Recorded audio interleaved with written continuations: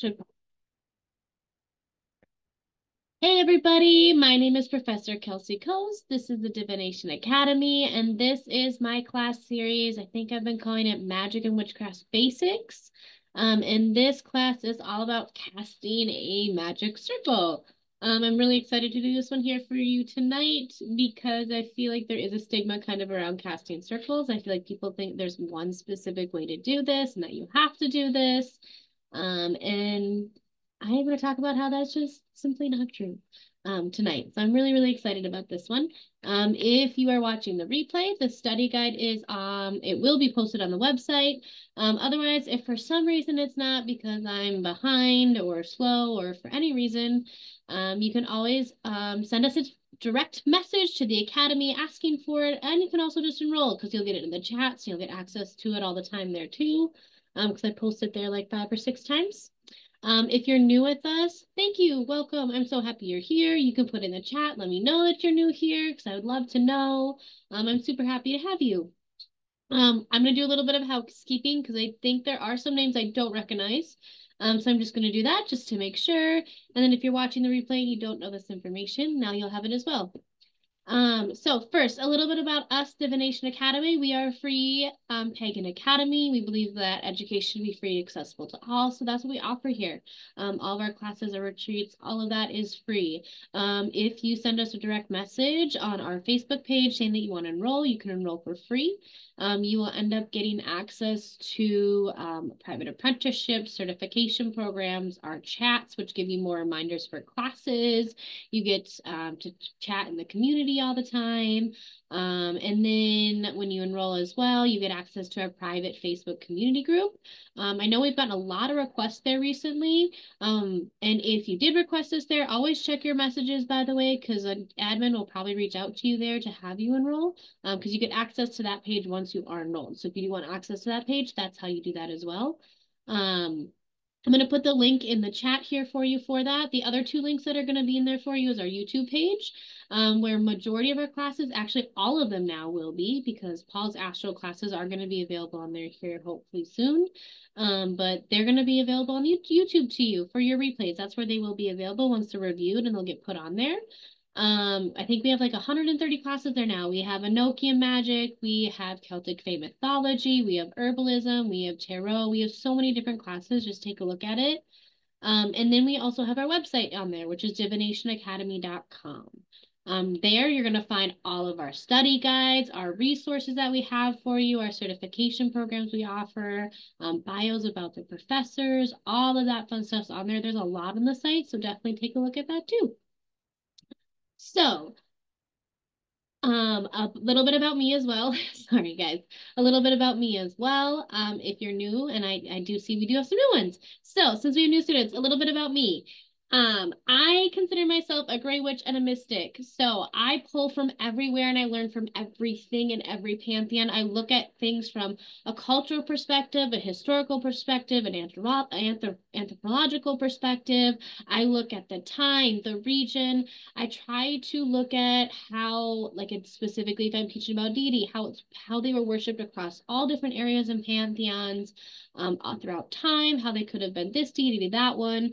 So that is really how I am. That is who I am. I pull from everywhere. I look at things from both the light and the dark. And I don't even look at things really in that sense. I look at it as an energetic sense of wanted versus unwanted. So that is really how I teach and what you'll learn from me and what you'll get. Because like I said, I consider myself a gray witch and a mystic, and that is who I am. Up until I started teaching here at Divination Academy last year, I was a solitary practitioner for about the last 15 years. That's mainly because of the region I'm in, which I'm in Minnesota. So I have done lots and lots and lots of studies. I have lots of knowledge on occult, mysticism, pantheons, religions, like so many different things.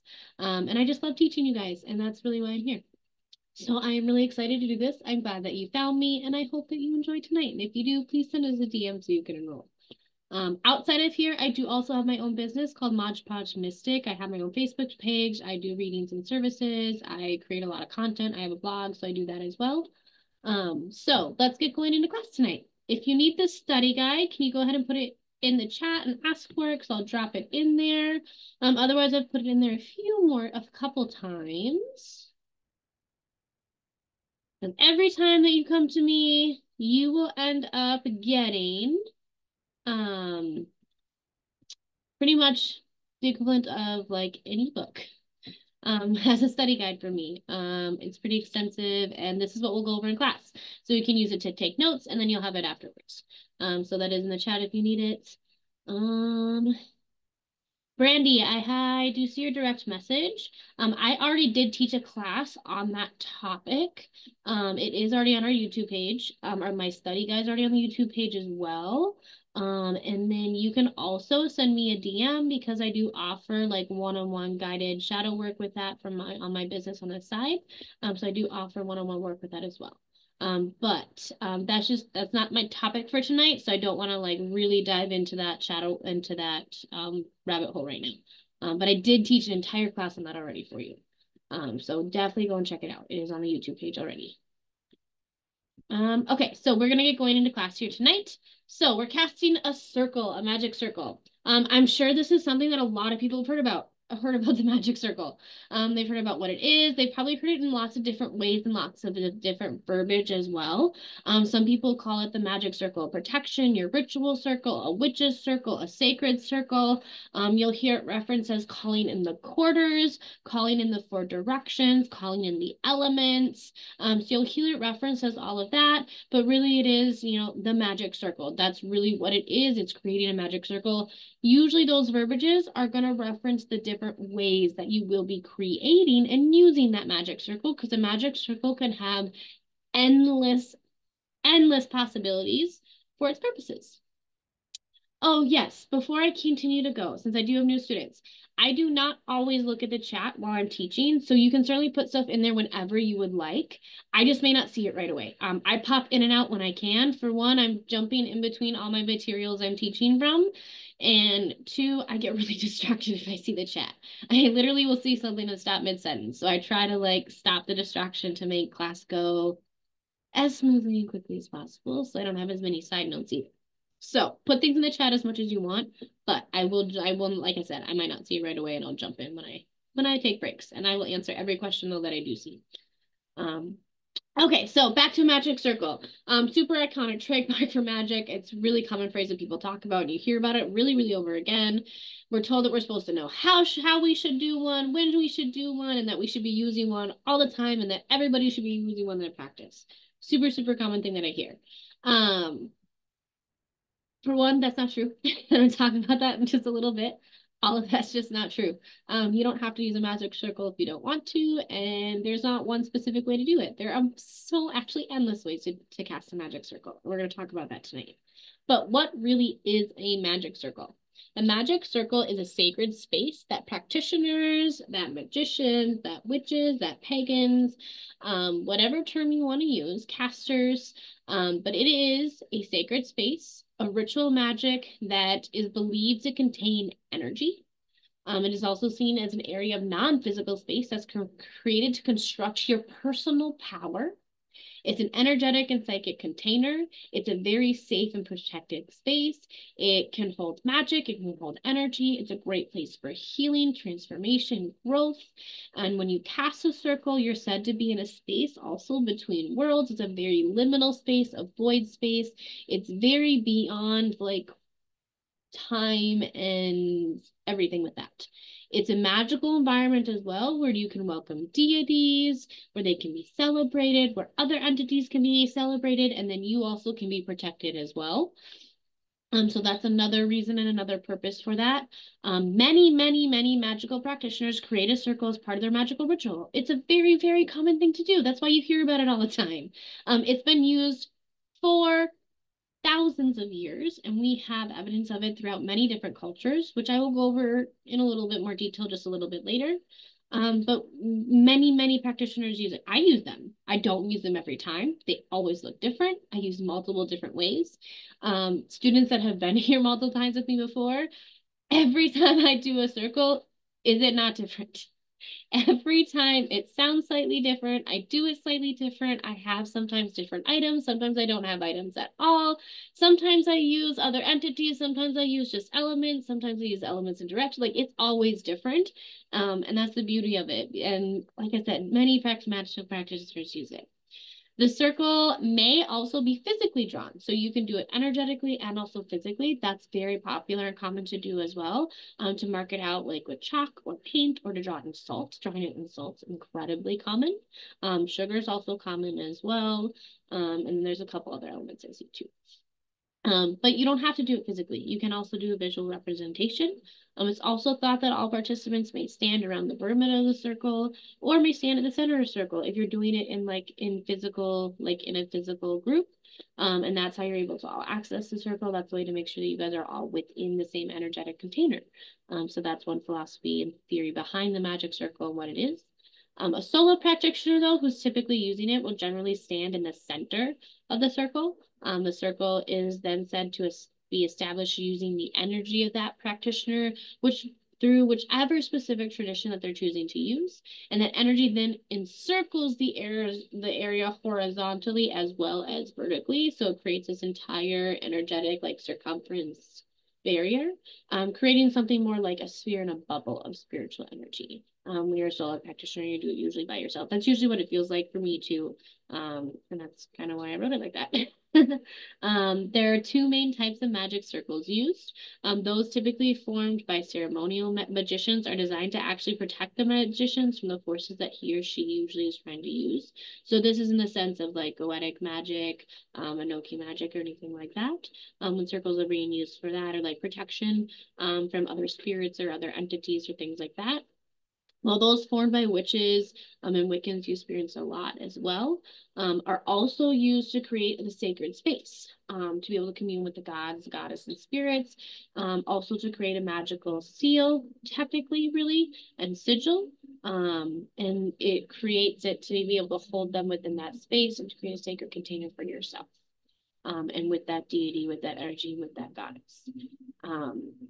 You can also have tools as part of your magic circle, like candles, things to represent the elements. You can have crystals, you can have offerings for deities, like images for deities. There's literally endless options when it comes to that as well. But sometimes tools can be used in very specific traditions, specifically like Wicca, having an athame, having candles in very specific directions and specific colors, using wands, things like that can be essential to casting circles, but it's going to depend on you and your practice. And we're going to go into that in more detail later as well. And then when it comes to casting a circle, like I've said, there really are endless possibilities. Really endless possibilities. When it also comes to like magical practices and when you're hearing the term like a magic circle, you may also hear it in reference to a group of witches or magic users.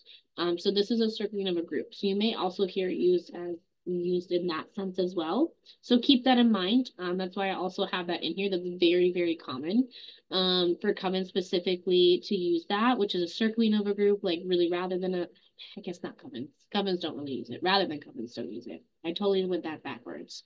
So it's a circling of a group rather than using a coven. So I hear this a lot more when it comes to organizations or practitioners who want to meet in groups together, but don't want to have that restrictive confinement that a coven can bring. Covens are great and fantastic, but they do kind of have that restriction to them when it comes to certain structures and rules and like things that you have to do. Like for example, some have rules that like you have to be practicing and doing things for a year and a day before you're allowed to even do certain things. And to me, I just think that's silly. But if that's your personal practice, that's great. Just for me, it just doesn't jive. And that's what's the beauty about this practice is you get to pick and pull whatever you would like. But you'll usually hear this term when in that sense and in that area.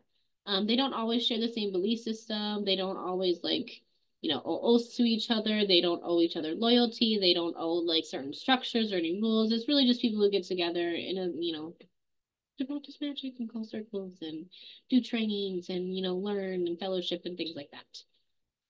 Okay, so before I jump into the history of casting a circle, I'm going to jump into the chat, check to see if you guys have any questions or any comments about what we've been over so far.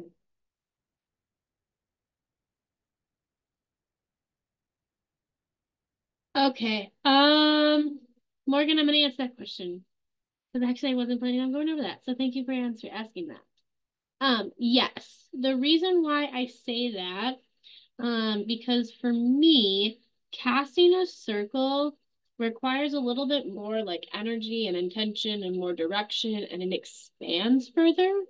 Whereas your sacred container is really more for like yourself. It's more of like your inner temple. It may consist of like your very outside, close to your body aura, but it's not going to extend any further for like for a field of like protection or whatever intention, for focusing, for purpose, or anything like that. So I'm going to talk about it a little bit, but a lot of practices actually call for circles to be 9 feet in diameter. It's like that's how big of a space like you're talking when it comes to a circle. Whereas sacred container, like that's you. Like that's your sacred space. Like that is your energy. That's your own personal energy. That is where your soul is residing. That is your home. That is yours. That is your energy. So that's the difference between the two. Thank you for asking that question though, because I did not have that in there. Is the Loki study guide on the YouTube? Thank you for answering that question, honey. I have not put that on the site yet. I am working on it. I am sorry, guys. I know I am getting behind on a couple things because I'm doing a lot. But I will get that. That is on my to-do list to get caught up on study guides, hopefully next week. I probably won't be able to get to it this weekend because I have a couple workshops I'm running and I have class and we have a new moon coming up, I believe. Yeah, new moon. So I might not get to it this weekend, but I will get to it soon, I promise. But thank you for answering that, honey. And then Brandy, to answer your question, are you talking about casting a circle, or if you're talking about casting a circle, I use circles long distance all the time through Zooms and through all of that, and like you still there are students that have been here before and they still have access to my energy and they feel it and they get everything that they plan to come and get out of it. If you're talking about shadow work, yes, it can be used for the two purposes you're talking about in the direct message that we sent. So yes. I do it all the time. All the time, all the time, all the time. I love it. It's literally my favorite thing. Okay. Any other questions, comments, anything like that before we jump back in?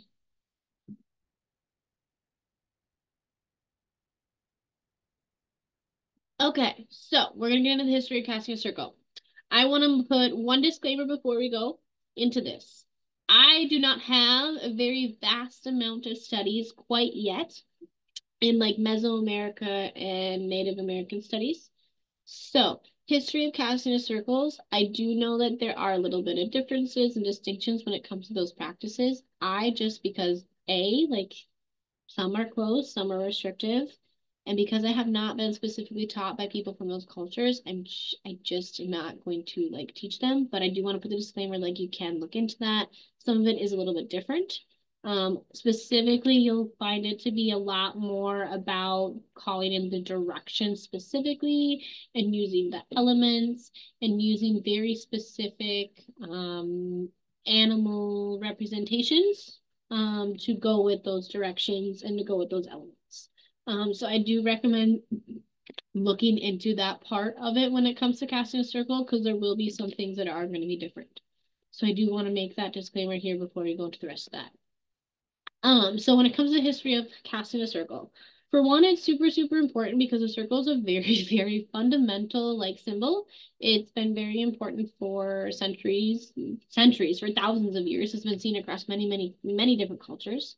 When you go back go back to antiquity, they considered geometry to really be a very holy teaching in antiquity. Scholars and the wise men of old, they really deemed like the circle to also be one of the most sacred symbols of all.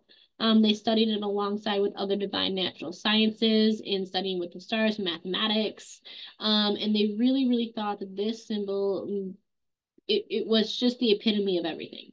They thought that it represented the number one, which was for them like the beginning of all. It was the most powerful number. It was number for everything. And that is really why it ended up becoming super important and it transferred into mystical teachings by Pythagoras, actually. Like I said, circle casting has been around for about for thousands of years. We see evidence as far back as Sumerian culture and probably even further. Evidence of its practice can be found in texts like the Lesser Keys of Solomon's as well. It's mentioned in other high magic grimoires and throughout many different sets of literature, especially throughout Europe. And throughout the Middle East. In this early metaphysical literature, casting a circle typically means containing the spirit and energies that they usually conjured up during complex rituals of evocations or invocations. So they would conjure up spirits to be able to use them in summonings and for things like that. And so typically, in that sense, that's typically when they were being used and when they were being talked about, usually in those grimoires. And then over time, the reason for casting of a circle really changed.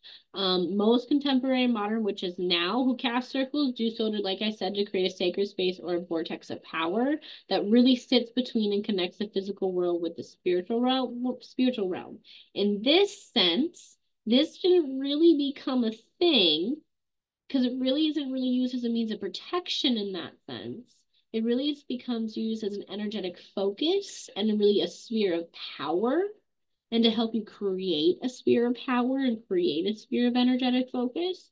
That actually really didn't come around until the early 1900s. And that really became popular in England throughout the popularization of Wicca and Joe Garner. So a lot of the circles that you would see today, they will have like that Wiccan inspiration. That's because if they're meant to be more of a focus of power, more of a focus of energy, rather than containing another entity, that's where you'll see that difference. There really are those two different forms. And that's how you kind of see it change throughout history.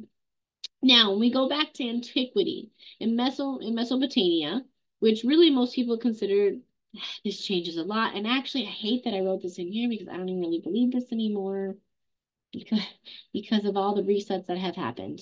But in Mesopotamia, which a lot of people consider the cradle of civilization, most people actually created rituals, both individually and as communities, using ritualistic circles, casting magical ritualistic circles.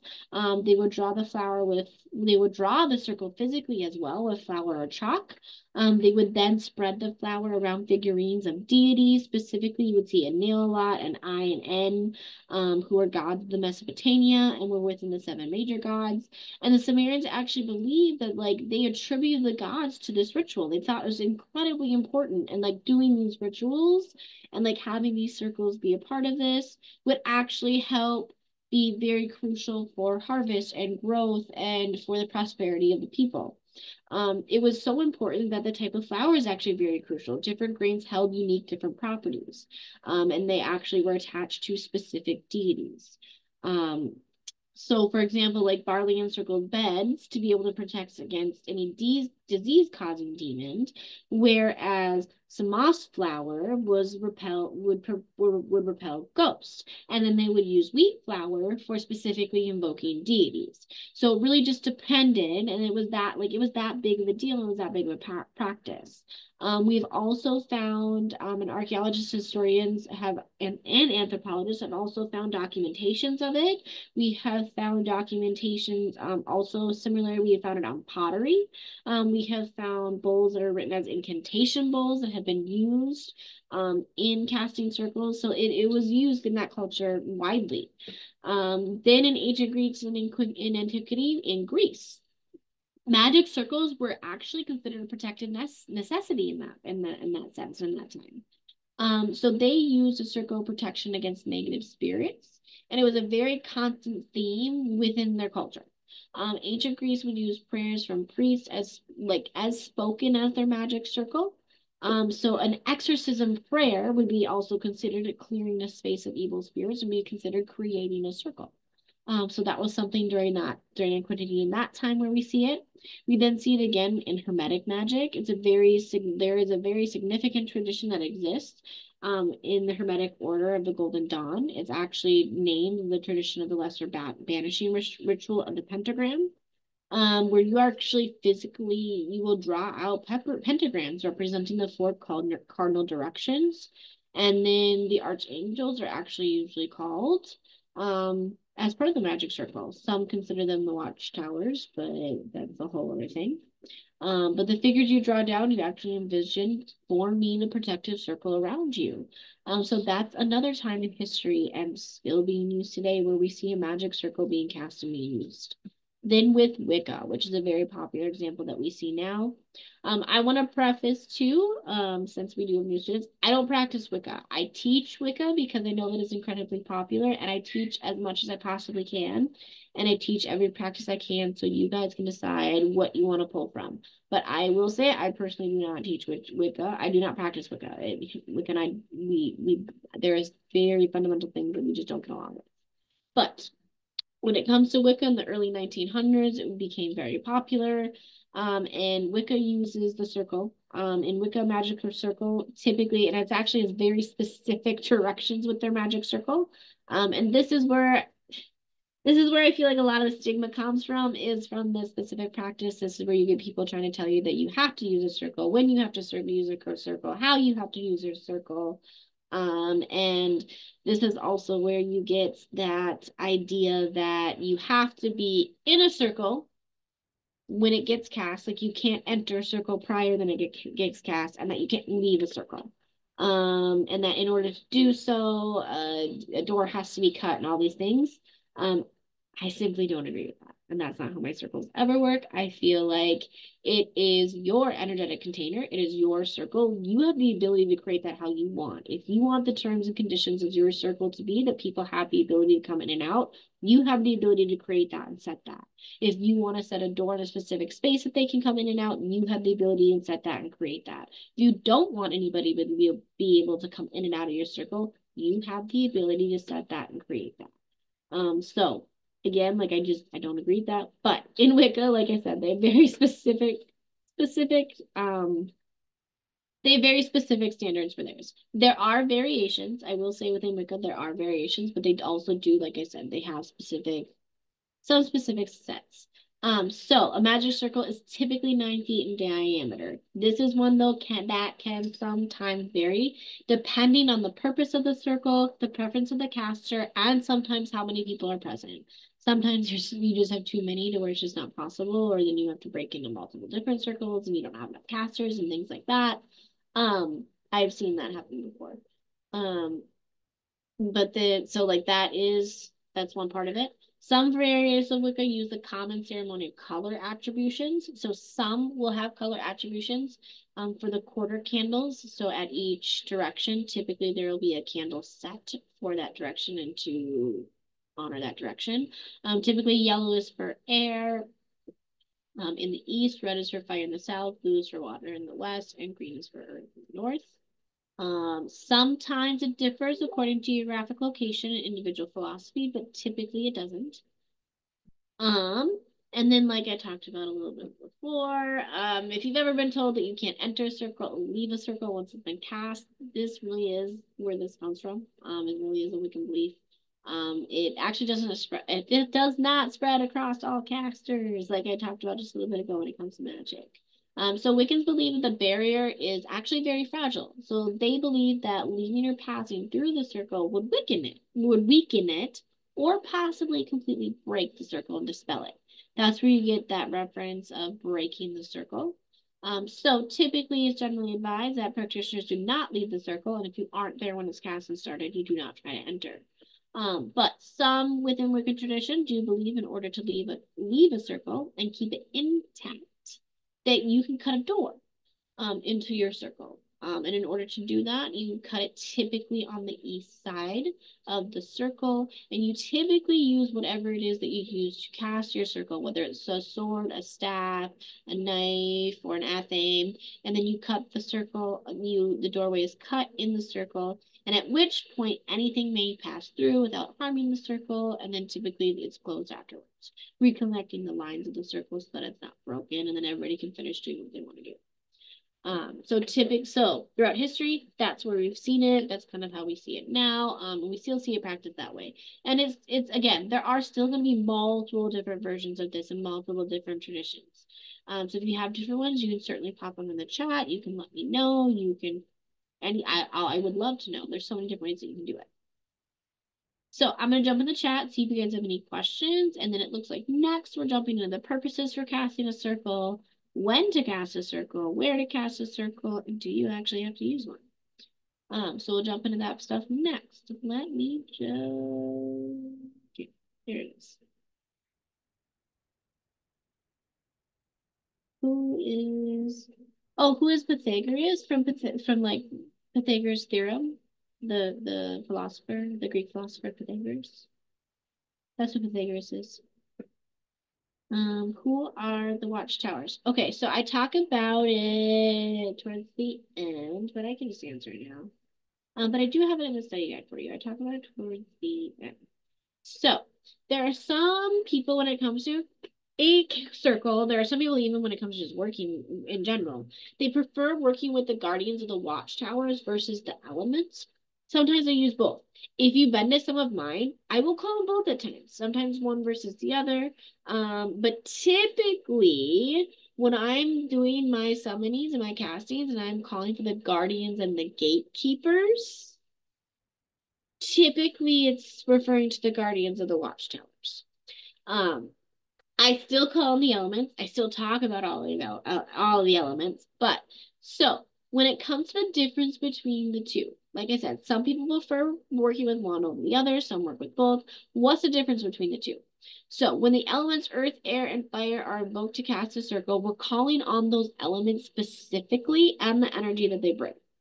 When the guardians of the watchtowers are called, we invoke the highest beings in existence that watch over each directional point and its related element to it.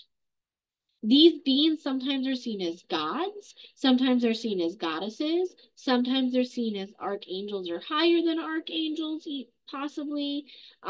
Sometimes they're seen as completely interdimensional being. Some people consider them um, the the angels, the angels that are the parents of the Nephilim. Some people consider them Nephilim, but typically the guardians of the watchtowers are the highest beings, like that's the best way to phrase that watch over each directional point and related element. So that is the difference between the two. Does that answer your question, Jenny?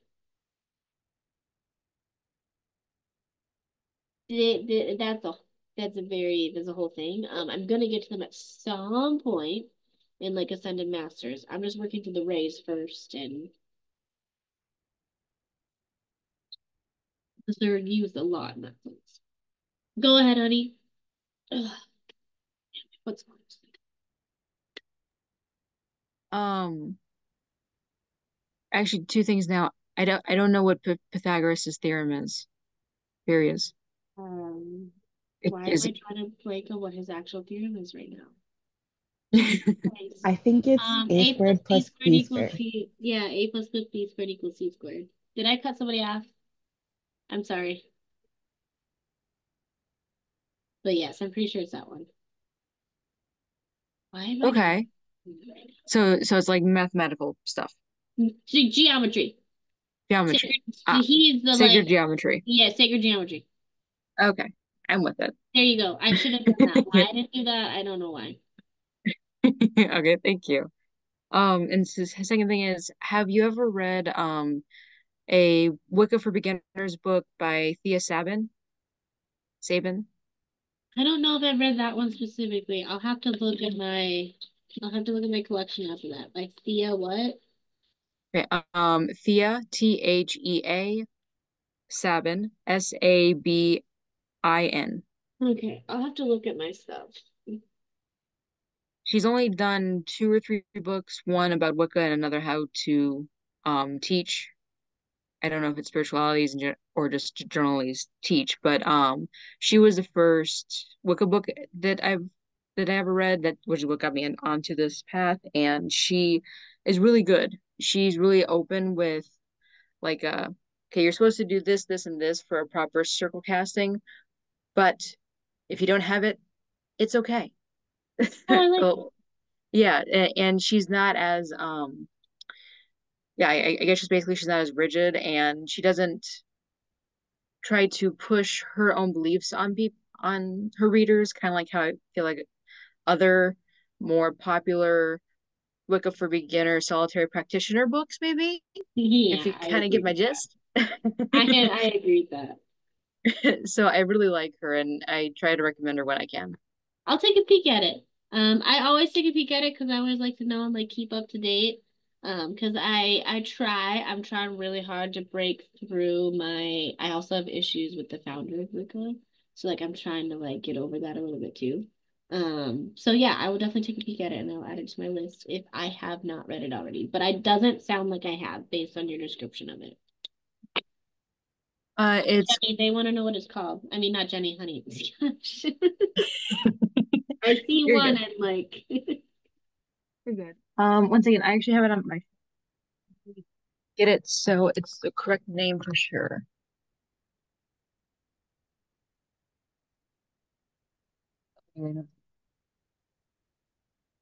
Oh, we had more people join class too. Welcome, you guys. If you came late and I didn't notice, thank you for being here. Okay, I don't know where it's at. I will find the Amazon link and post it in the chat here. Um, but I remember that it's called Wicca for Beginners, a guide. That's the most I got. I will find it and post it. Okay. Anybody have anything else? Or, honey, do you have anything else? No, I'm good. Thank you. Okay, I couldn't remember if you said two or not. Okay, we'll jump back in. Okay.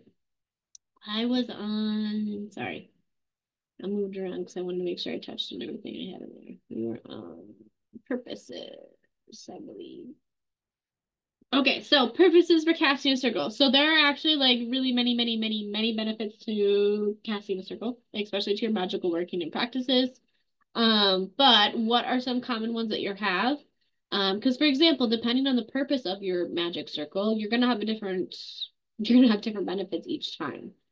So for example, if I am casting a circle because I am doing shadow work and I'm also specifically calling in Lilith to be of assistance with me while I'm doing this shadow work, the benefits for that circle are going to be incredibly different than when I am casting a circle when I am doing sex magic manifestation work with my husband. So those circles are going to look very different, and my benefits are going to be very different because I'm doing very different workings.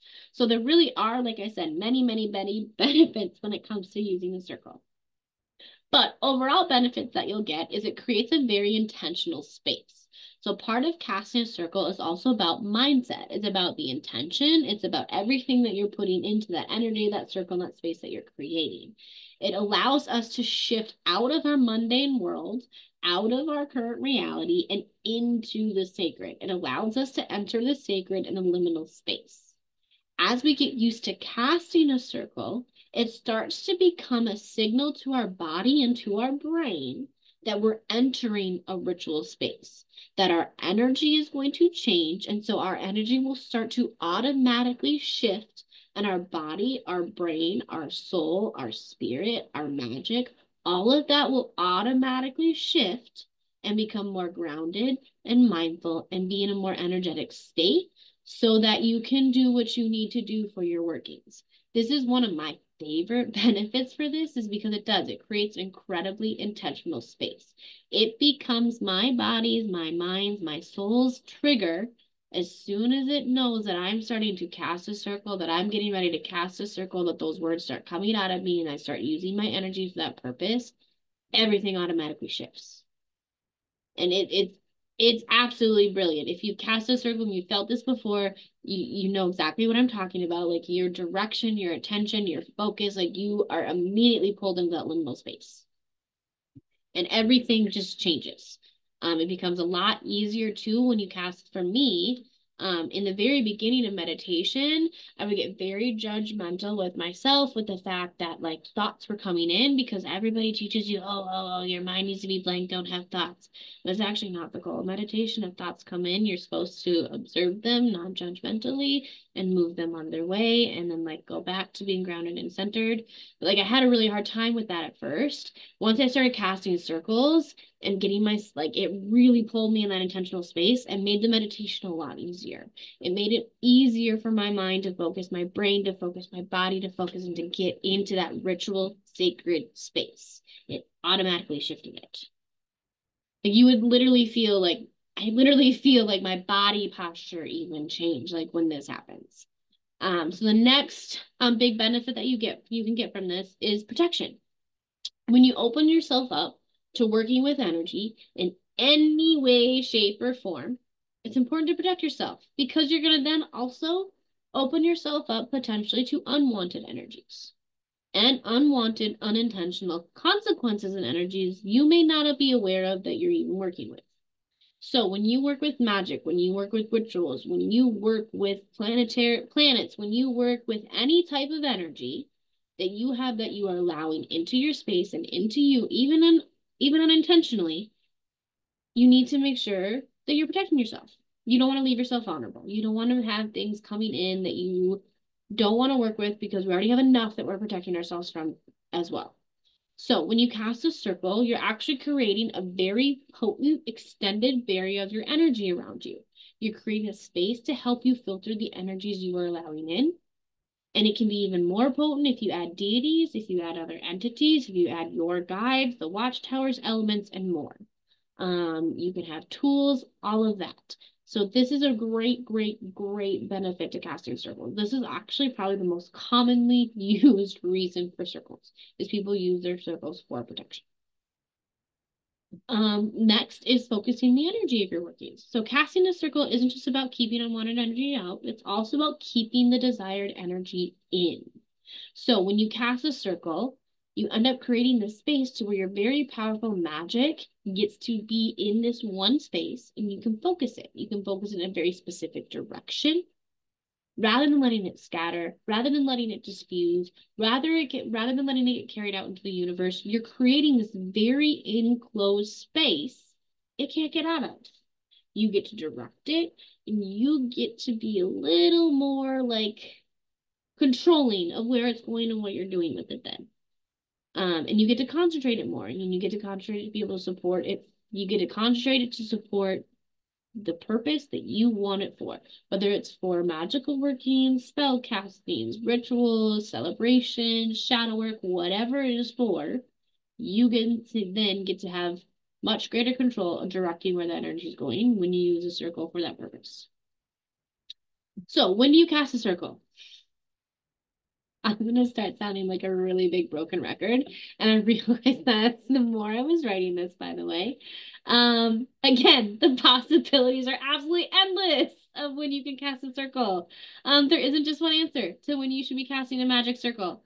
For example, you can cast a magic circle for protection around yourself before you leave on a long trip in your car or flying in a plane.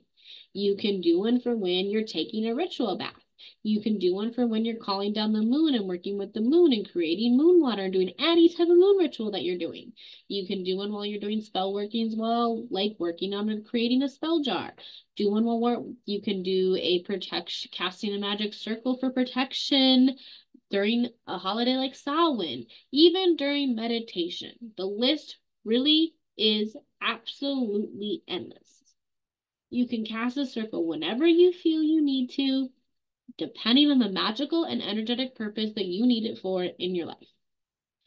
Some other possible reasons that I have just this study guide are going to be when you're doing meditation, during shadow work, when you're cleansing. I almost always cast a circle, especially for protection when I'm cleansing, especially my home.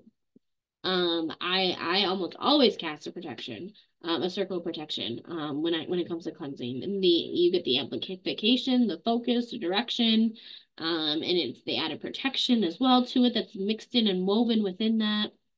You can use it during meditation, when working with a deity, when you need to focus, astral travel, akashic work, and spirit work, when you're working with the elements or planets, property, and home magic. This is one of the major times that I really, really work with magic circles. This is when I will physically draw one out. This is where I will have physical points on each of the cardinal directions of my property. This is when like circles enhance your barriers, it enhances your wards, your sigils, all of your protection that you have for your home. And your property. I love, love, love casting circles when it comes to property and home magic. Those ones can get a little bit exhausting, just a disclaimer, because it's a much bigger space. So be prepared for that. Like make sure that you're rested beforehand and that you may be tired a day or two after. Depending on which reset I'm doing for my home, sometimes it can knock me out for like 2 days. Like not like I can't get up, I'm asleep, but like you're feeling it, like you're tired. Like you definitely feel your energy's depleted. But it's fantastic when you do that. So next, where to cast a circle? Again, guys, I'm gonna sound like a broken record, but it really actually is endless. You can cast a circle really anywhere. You can cast a circle in your car on your way to work to help you dealing with your coworkers when you get to work because we need protection from them because they're bullies. You can cast one in your living room, in your front yard, in your bedroom for enhanced sex magic. Literally, the list could go on. You can cast a circle of protection in your child's bedroom when they go to bed at night. I do that often, especially for my child. My child seems to have a lot of stuff coming in, especially recently. So like I do that often. There are times where I even have like physically drawn a circle of protection and casted it completely around his bed. I've done this whole perimeter of his room. So you can definitely do that. It really just depends on what the purpose is, what you're using the circle for, the time that you have to cast it, how you want to cast it, and then you just need to make sure that your location fits all those needs. So you really just need to make sure that your location is going to fit the needs of the purpose of your casting of your magic circle, the purpose of why you are needing to use this. As long as all the needs are met, the location should work perfectly fine. Next, do you actually have to cast a circle and use a circle? No, you absolutely don't. You do not. You don't have to do it every time you use deity or do deity work. You don't have to cast a circle every time you work with the moon. You don't have to cast a circle every time you celebrate a Sabbath or a holiday or do any type of celebration. You don't have to cast a circle every time you do protection work or put up wards around your property. You can literally never cast a circle ever if you never want to and if it does not jive with your practice and with who you are. I mean, I would recommend definitely taking a look at it and trying it because there's a reason it's been around for thousands of years. The benefits are just amazing. But you don't have to. Like, you totally don't have to.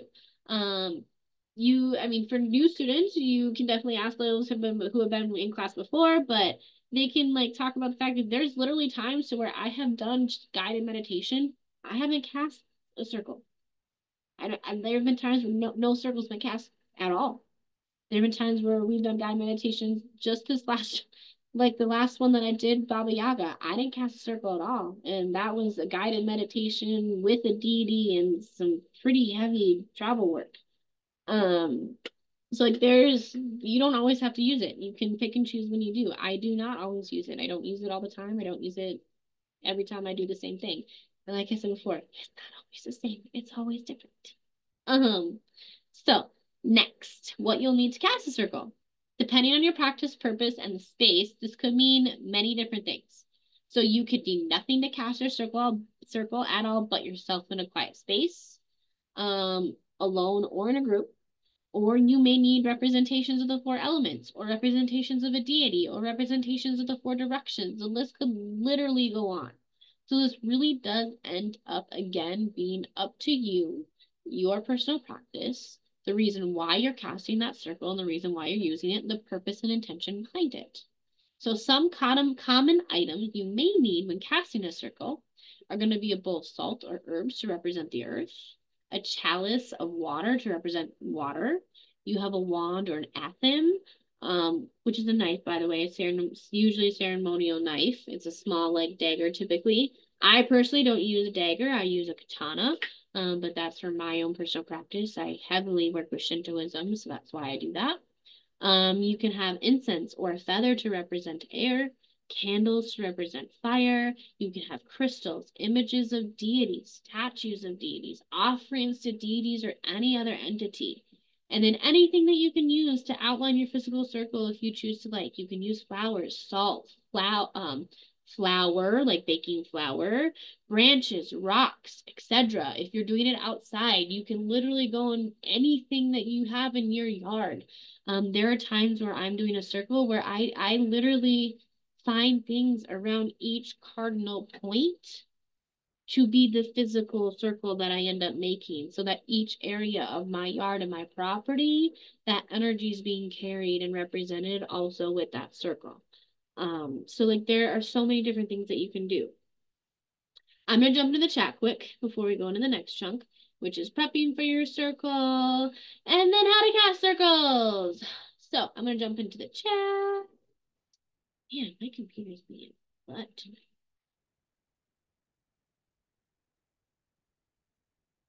Melissa, if you're still here, thank you for being here. I'm sorry that you had to leave. Okay, yeah, I know. I know, guys. I know it might be late for some of you guys because I'm in Central Standard Time and I know I'm in a wonky time, but I'm trying to do it the best that I can so that my son doesn't interrupt us because I have a 2.5, almost 3-year-old who likes to scream. So, fundamentals of philosophy and practice.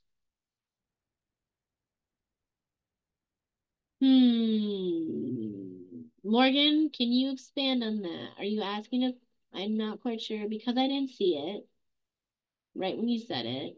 I'm not quite sure what you mean by that. And then can you do a spell jar that, oh yeah, I've definitely done a spell jar that holds all the elements. I've done one that holds them separately. Oh, that's the subtitle of the book Honey mentioned. Oh, is it really? I didn't look at the picture. Fundamentals of Philosophy and Practice. That is an interesting title. Can you do a spell jar? Yes, I already answered that, right? Yes, I did. Yes, you can certainly do a spell jar with all of them represented. There, I have multiple spell jars where all element is represented, and that's not even my intention for doing that. They just ends up all being represented because of the purpose of the spell jar I'm creating, and every element ends up represented because of the items that I pick. If that makes sense. But you can do them intentionally well. I love spell jars. I love spell jars. I'm gonna be doing a whole like blog post in my business mod check on that soon. I'm actually possibly gonna be thinking about doing a separate book. I love spell jars. They're literally like my one of my favorite tools. Okay, go ahead, honey. I, if sacred containers are like circles but closer to you, uh, like in your aura, then are shields considered sacred containers, or is that a different thing? Mm, I consider them different. The reason being is the purpose. Sacred containers, yes, they serve a protective purpose, but that's not their primary purpose and not in like not in a not an offensive manner like that. Does that make sense? Yeah, it does. Okay. Thank you. You're welcome. Any other questions, guys?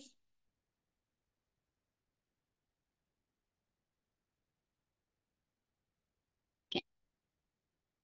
We should probably be done in the next 30 minutes, I think, based on where we're at, by the way. Okay, so prepping for your circle. So you know you're going to be casting a magic circle. Is there any prep for casting one? Yes. For every type of circle you're casting, there's at least a little bit of prep that you have to do, no matter what. And I say this because even if you're doing a quick one in your car, because you want to deal with those coworkers, or a daily one in the mirror at home that you do every single day for protection or any type of amplification, you still have to do some type of prep work.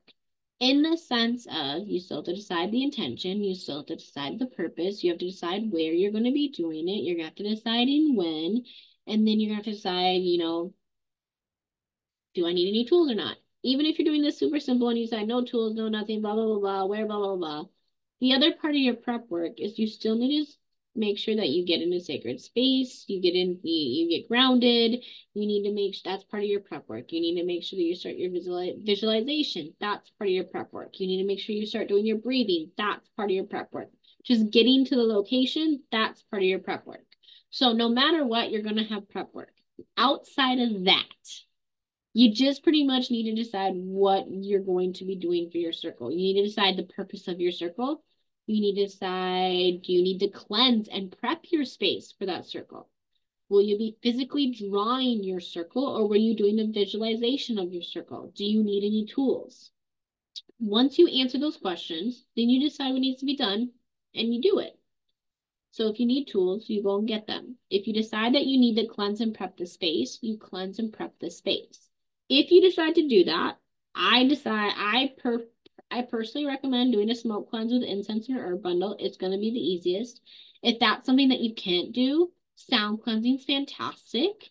You can also like literally, I'm becoming a big fan of like getting like I have like this little water bottle I used to use for my cats when they're being assholes.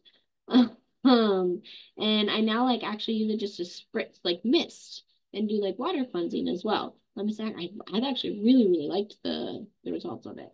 I've been doing that for a few months now. So that's something that you can do for the space as well. But if you decide that you want to cleanse and prep the space, you go and you do that.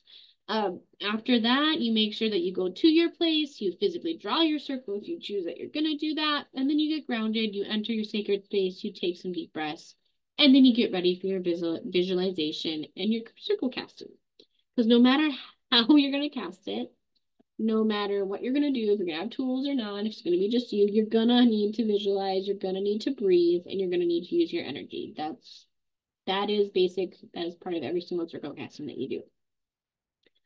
So it is my belief, like I've talked about a lot, that in magical practice, it's always much more powerful when it is yours. What that means is you take the time to study it. You take the time to sit with it.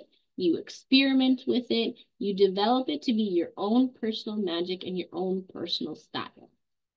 So your circles are going to be much more powerful. They're going to be much more potent. They're going to be able to do much more for you and be able to have much more oomph behind their purpose and their energy if it is what you tailor it to be for you. You can always start with a framework and look at frameworks, but then you need to tweak it and figure out what's going to work with you. But you'll always need to make sure that you have visualization and energy. So now we'll walk through some examples. This first one that I have for you in the study guide is an example of how to cast a circle using the 4 directions and the elements. So what you'll do is you'll center yourself with a few deep grounding breaths. You'll let your eyes close and you'll start to call on the elements themselves. You'll start in the east with the element of air and you'll speak out loud. This is something that's very key to this. When it comes to circle casting, this isn't something that you can speak in your mind to do, like the vibrations going out into the universe, speaking it out loud, that intention matters. So you do need to speak it out loud to invite that energy of air and the breath of your voice, of the mind, to be able to hold that circle. You can simply ask it that way, or you can use whatever statement that you want. Then you'll turn your focus to the south, the element of fire, and you'll speak that out loud to invite the energy of fire for transformation, for power, and for the sun, and to hold the circle for you. Next, you'll turn and focus again to the west, the element of water. You'll speak aloud to invite the energy, the feelings of surrender of the ocean and to hold a circle for you. Then you'll turn your focus towards the north, the element of earth.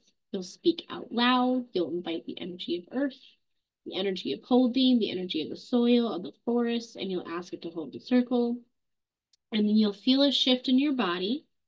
You'll feel your space as a circle forms, and you're going to visualize a golden circle of light, or if there's a specific color of energy you choose to work with, that's totally fine too. I work with gray energy. Typically, that's what mine is. When I write these, I usually put white or golden light in there because it's usually what most people choose to work with.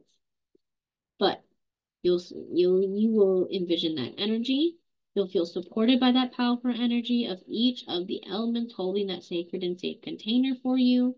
And when you feel that ready, grounded, centered, and you feel all that energy, you'll state out loud that the circle is now cast. And now your circle is cast. That is one that you can do in both using both of those, using both the four directions and the elements. Now, one thing when I come to this, when I say then turn your focus to, you can actually physically turn your focus to those directions, or you can just speak to them. It's really up to you. Sometimes I physically turn, sometimes I don't. It's really depends. So the next one that we'll go over is when you need a quick circle for protection in public places. What you'll do is you'll relax your body and your mind as much as possible. You'll cleanse your body with 5 deep breaths, and you'll allow the tension to leave your body. You'll then close your eyes and visualize a bright white light bursting from the top of your head. And then you'll continue visualizing this white light as it now showers over your body, forming a circle from head to feet. And you'll hold that image as if it's an impenetrable, shining white bubble. And then the circle protects you from an energetic intrusion. And then you hold this image as long as you can, and it will protect you for the day. This is going to feel kind of similar to doing like a bubble shield, a little bit. The difference is it is going to, for me personally, like it does seem to be like a little bit closer, tight knit energy, and then it seems to also amplify and protect a little bit more. Personally, when it comes to me, when I have this cast, it's like another layer on like it's like bubble shield, circle cast, me. If that kind of like makes sense of how that kind of ends up feeling and how that kind of like ends up like bouncing off. So how to cast a circle for pagan rituals, aka calling in the quarters. So typically most people use this when it comes to like any sabbats or any celebrations from the wheel of the year. And they'll do this after making sure to cleanse and do and all the prep work for it. And these are where you actually will end up physically standing at the north point of the circle. And then you will turn and actually draw a circle with your wand and ending where you are actually standing in the north. Then you'll take a breath and envision like a cave or whatever you would like of impenetrable crystals encircling you. You'll then face the north and raise both of your arms and say that you call on the element of earth to nourish and protect us in this magical night. And then you walk towards the east and you envision a powerful illuminating wind encircling you. You face the east and say, I call on the element of air and inspire and guide us this magical night. You'll then turn from the east and walk towards the south. You'll envision a fire that ignites passion and power from deep within you as you're walking. You'll stand facing the south and say, I call the element of fire and ignite our spirits and empower us this magical night. And then you will turn and walk towards the west, and you'll envision a gentle rain falling all around you as you're doing this. You'll stand facing the west and say, I call on the element of water and give us powers of dream and intuition and purify us this magical night. And then next, you'll actually go and stand in the middle of the circle. You'll visualize a white bubble of light where you walk the entire circle. This circle isn't just one-dimensional. It reaches above your head and below your feet, creating a perfect sphere. And then at that point, you may call on any ancestors or any gods or any other entities of your choice. This is optional. And you'll say the circle is cast. Let no one enter or leave the circle until it is released. I have that one in there like that because if you choose to have it closed like that, you can. I personally don't. I don't do that. I like to leave mine open, but some people don't. So I wanted to write one with an option in there for you. Okay. The last example that I really have in here for you is an example of one of my circle castings. My circle casting change every single time, like I touched on. When I'm casting from my home and my property, like I talked about, I actually physically create and draw out a physical circle, and I will create one with the points of my property and items. When I do shadow work, at times I invoke deities, and sometimes I just use my own energy, and other times I use crystals and the elements. I follow my intuition and I follow the purpose that I have for each particular circle that I do. And even like I say, for example, even if I'm doing a casting a circle for working with the moon, every time it's different. It's never the same. Um, Even this one that I wrote out for you, which is a structure of what I typically do. Each element part changes actually every single time, and you can take and say whatever you would like for it. So this is typically one of my typical circle castings. Um, so I called the spirits and guides to each and every soul in the circle, and I ask that you encircle us in protection, guidance, connection, and wisdom. I call the guardians and the gatekeepers of the four directions, and I thank you ever so much for turning your gaze towards us. And I ask for you to join us. I call to the direction of east and the element of air, for you're the breath in my lungs, the reason I can breathe. You bring transformation and wisdom on your winds of change each time you blow through my life. I honor your breath, your power of change, and that you are the breath of life. I ask you, element of air, to hold the eastern gateway. I call the direction of south and the element of fire. You are the passion, my spark, and the ember in my soul for motivation. You teach me to blaze and burn brightly, to be a guide in the dark and warmth to those who seek my shelter, to have passion and desire, and to also know when to use my flames to burn those who need to be taught a lesson. I ask you, element of fire, to hold the southern gate. I call to the guardians and gatekeepers the direction of west and the element of water. You teach me, water, that your depths are vast and deep, and moving in your tides can cause you to drown or to float, just like our emotions. You teach me to swim with grace when I need to, and to float when your depths call. You are the life force for each living being. You are the reason Earth is so very unique. I call to you, element of water, and ask you to hold the western gate this evening. I call to the guardians and gatekeepers of the direction of north and the element of earth. You're the home of every living being. You're the resting place of my every ancestor, of every line, of every generation. You are where we all begin and where we all end. You are the populated cities and the vast uncharted territories yet to be found. I call to the element of earth, and I ask you to hold the northern gateway. I call to the guardians and gatekeepers, spirit guides, interdimensional being, elementals, any deities, and all other entities willing to protect, guide, and assist of above and below, and I thank you so very much for holding those gateways. And then I usually end with Amen, Aho, so what it is. I'm not gonna lie, guys, like even just reading that, I'm not sure if you know this, but my entire body completely shifted. Even just reading one of my circle castings without the intent of casting one, my entire body completely shifted just while doing that because that's how much my body just like knows and is so triggered by it. So and also just a note on that, I don't know anybody else. I have never come across anybody else that does guardians and gatekeepers for above and below, by the way. That is something that I specifically do. It feels so wrong to leave those open and to not honor that space.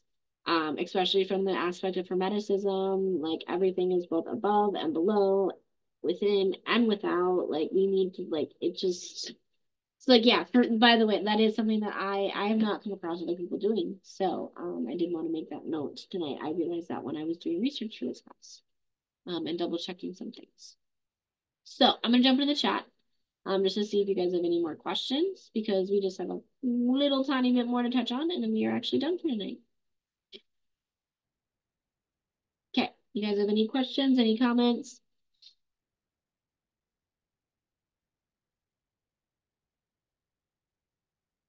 Go ahead, honey. I just want to say when you were reading the your own casting, I felt energy shift too. Yep, I figured. I felt it as like two sentences in. I'm like, okay. I gotta try to like not let this affect everybody. Yeah, see, like I said, it literally is like this transitional like energy. Like you get so used like you're to doing it, my body just immediately and my energy just reacts. That's again why I love it so much, and it really just brings you into that space. Okay, I will jump back in here. So what we have left are other ways that you can enhance your circle. You can make casting circles simple or as complex as you would like, and here are other ways you can choose to enhance it. You can place your ritual deck element and direction cards around each of your corresponding directions. So if you work with tarot and you have a deck that deals with elements, or your deck that you like to use, you can actually do that. You can place physical items representing each of the elements around the corresponding directions. Um, you can place 4 crystals around you in each of the corresponding directions.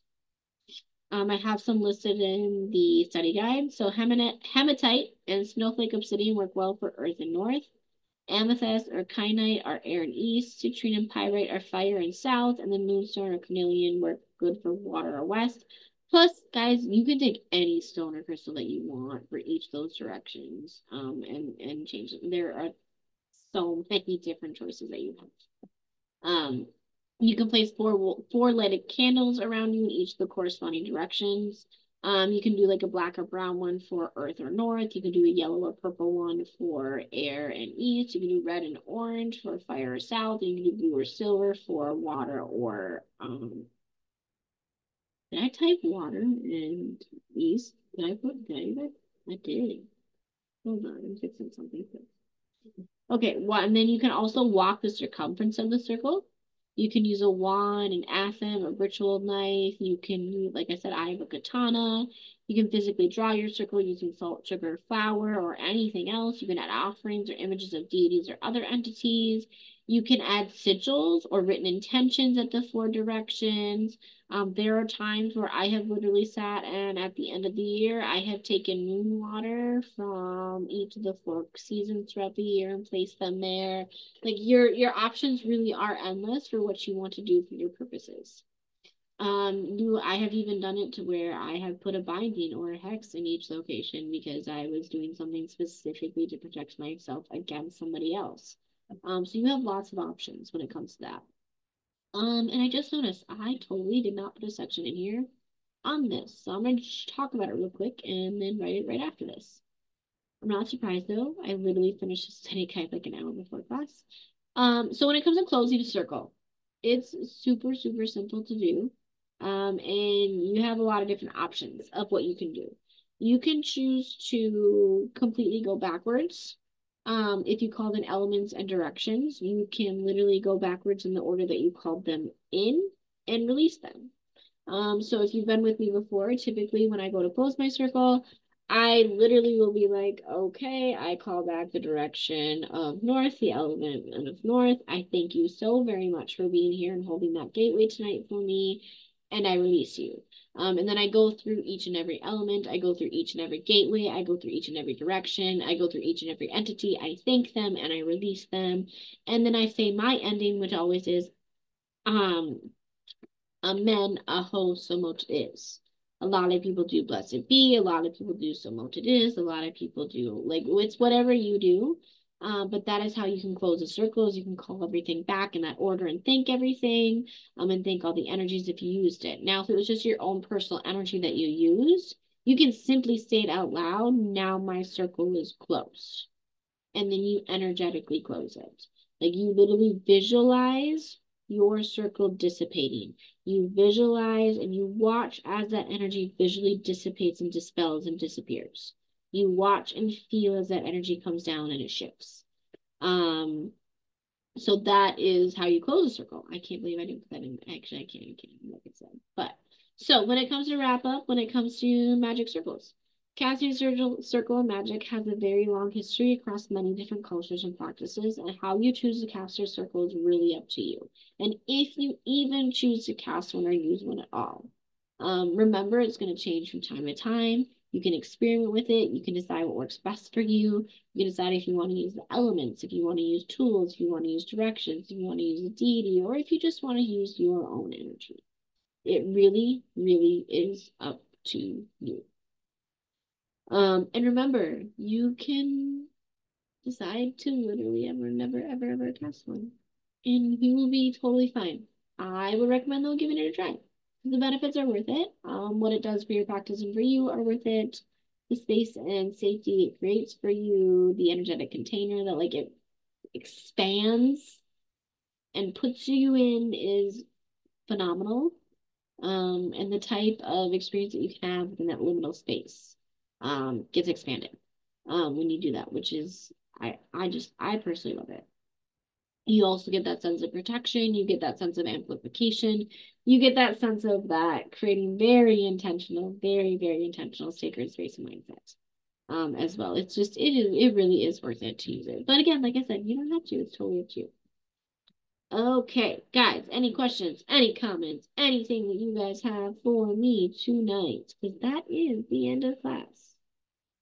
I thought about possibly like doing a circle casting here together, but like I said, it's going to be really up to you and like what you want to do in the purpose and intention.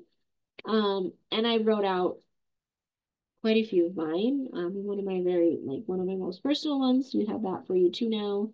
And if you guys also have questions and want me to ever look over any, you can always send me a DM.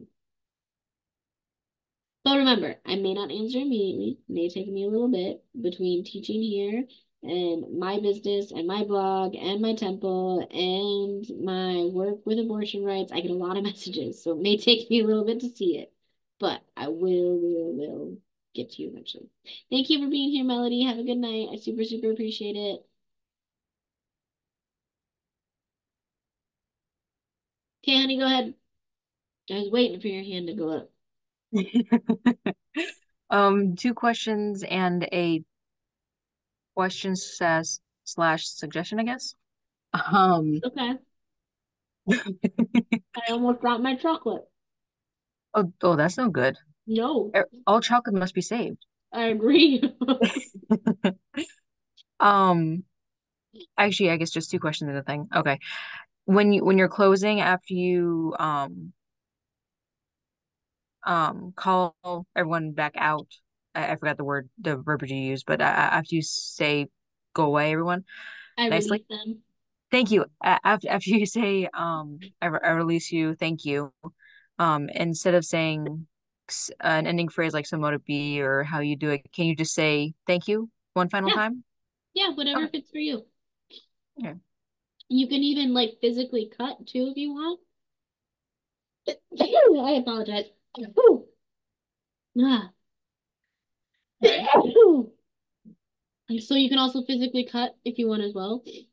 It's common in Wicca that you actually have to like physically take your wand, your knife, your athame, and actually like cut and close that way too. So you have those options too. Okay. Um, Funny you mentioned using athame. Again, because I was gonna say, how I learned for a circle. Um, I was taught that if you don't have anything on you, you can just use your fingers. You just like take your two pointer fingers and imagine energy shooting through them and just basically make a circle around you. Yep, that's common too. That's super common too. I've done it. I've been taught it too. That's super common. Yeah. I don't remember you saying anything about that or I hearing you might say. I might not have. I Okay, might so not have. So thank you for bringing that up. no problem. If you did, I apologize. I don't want to double No, say you are something, but totally good. Even if I did, you can, I repeat myself often, so you're totally fine. okay. Um, you before and Loki, and this is the last thing. With the Loki class, you were saying that you may just ask, like, do a random, I will summon a deity for you class, and Hmm. two students would talk and decide which one that you haven't summoned before. If since we have the time, is that something you're up for or no? Right now, no, probably not, because I was not prepared to do that. Okay, just checking. Otherwise, it's a brilliant idea, and from now on, whenever I come to class, I will be prepared so that if we have time at the end, we can do that. That I will make that deal with you. Okay. I just definitely I was not prepared for that, and I don't have anything for like altars for any deities right now. Yeah. Otherwise I definitely would. Yeah. It was just a Thank you thought. though for Of the suggestion. I really appreciate it. course. I mean, one last thing. I'm really curious. What is gutter shutter? Oh, sorry. It's where my husband works. So if Okay. you've seen a lot of those ads for like leaf shield like gutter systems. Mm-hmm. It's that's what they do, but it's like a small business that like third party installs them in the area here in Minnesota, in like central Minnesota. Okay. Okay. I was just Yeah, really it's curious. probably not like the best name, and I honestly forgot I was even wearing it. But yes, that is where my husband works. Okay, They cool. just got some free advertisement. I didn't even realize I did that. Hey, free advertisement. That's always helpful. I mean, he does work on commission, so So there you go. Two yeah. stones in one, teaching and advertising. Beautiful. Yay! I didn't even to do that. It's so funny. Oh, okay. I'm sorry. Whew. Man, it is warm in here. Okay, any other questions, guys?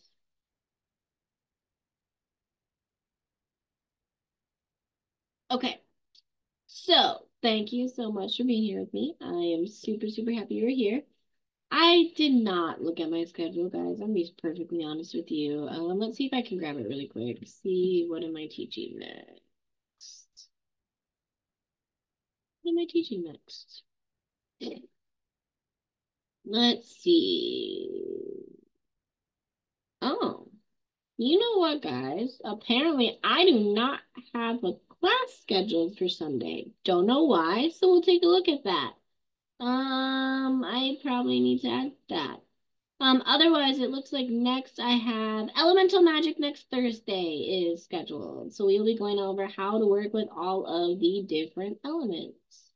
So we're gonna take a peek at that, and then yeah, I'm gonna look at Sunday and see why I don't have anything on schedule. That's weird. That's odd. That's super odd. So I'll probably be rescheduling one of the deities I canceled. I think I had canceled Sekhmet and I had canceled I don't remember Pan, who else did I cancel? Pan, Ooh, Pan. I canceled those two. I just did Loki though, so I'll probably do segments. I did just do Loki. But Pan, man, actually probably very fitting for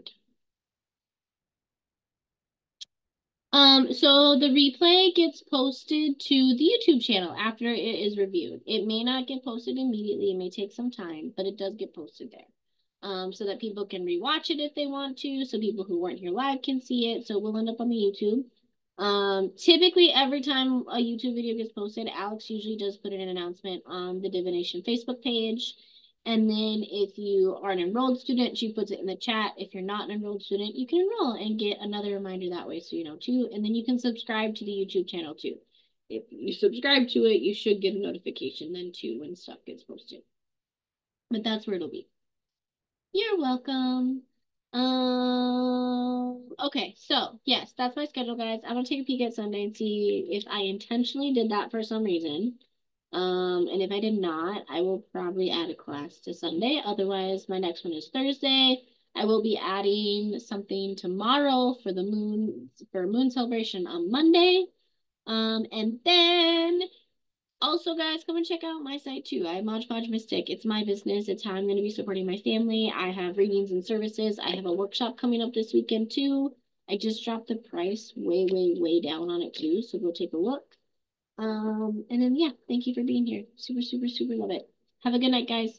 one question real quick, Yep, go please. ahead. Sorry.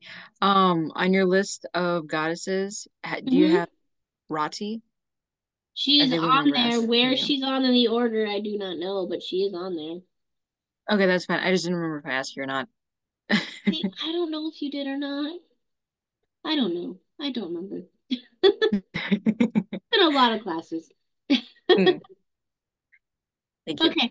Have a good night, guys.